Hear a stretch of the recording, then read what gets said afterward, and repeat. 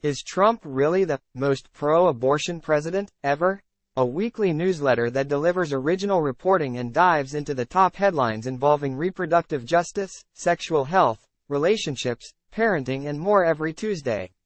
Enter your email to subscribe today. This Friday, the New York Times reported that Donald Trump privately shared his support for a national 16-week abortion ban, with expections in cases of rape, incest, or risk to a mother's life. This is the most recent twist in the 2024 presidential candidate's flip-flopping record on abortion. Though the Trump campaign claims that the article was fake news, the Biden administration was quick to use the opportunity to further portray Biden as the presidential nominee for abortion rights. Now, after being the one responsible for taking away women's freedom, after being the one to put women's lives in danger, after being the one who has unleashed all this cruelty and chaos all across America, Trump is running scared, the president said in a statement Friday after the story was published. In June 2023, former President Donald Trump stated that he was the most pro-life president ever. He was speaking at the Faith and Freedom Coalition Gala on the one-year anniversary of the overturning of Roe v. Wade, a decision he had largely influenced. His nomination of 3 conservative justices to the Supreme Court was ultimately what stripped abortion rights of all federal protections, leaving states with the power to decide over pregnant people's right to choose. According to Time, just hours after the news broke that the historic ruling had been overturned on June 24, 2022, Trump sent out an email taking credit for the monumental moment himself. Today's decision, which is the biggest win for life in a generation, along with other decisions that have been announced recently, were only made possible because I delivered everything as promised, including nominating and getting 3 highly respected and strong constitutionalists confirmed to the United States Supreme Court, he said. Trump's role in laying the groundwork for the current battle over abortion rights will be a pivotal topic going into the 2024 election.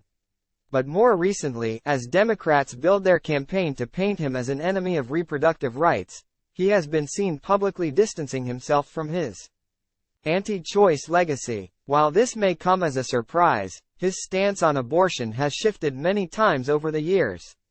A pinnacle of Trump's presidential legacy is transforming the Supreme Court. The additions of Neil Gorsuch, Brett Kavanaugh and Amy Coney Barrett set up the High Court with the conservative majority needed to overturn Roe. But as a real estate developer in the 1980s, his publicly expressed political views looked much different than those of President Trump. He co-hosted a pro-choice fundraiser in 1989, and in 1999, Trump shared that he believed in a women's right to choose on NBC's Meet the Press, according to a 2016 Washington Post fact-checker site. "I'm very pro-choice," Trump said in that 1999 interview. "I hate the concept of abortion. But still, I just believe in choice." A decade later, his public views change. In May 2011, Trump told the New York Times he was pro-life, and by his first bid for the presidency in 2016, Trump portrayed himself as strongly pro-life, but made contradictory statements on whether women who have an abortion should be punished. This issue is unclear and should be put back into the states for determination. Like Ronald Reagan, I am pro-life with exceptions, which I have outlined numerous times, Trump's campaign said in a statement, after he said there should be some form of punishment during an MSNBC town hall just hours before. To explain the change in his stance over the years, Trump has continued to say that his views on abortion evolved, likening his evolution to Republican fan favorite Reagan, who is widely considered the father of the pro-life movement. And by the way, you know who else evolved?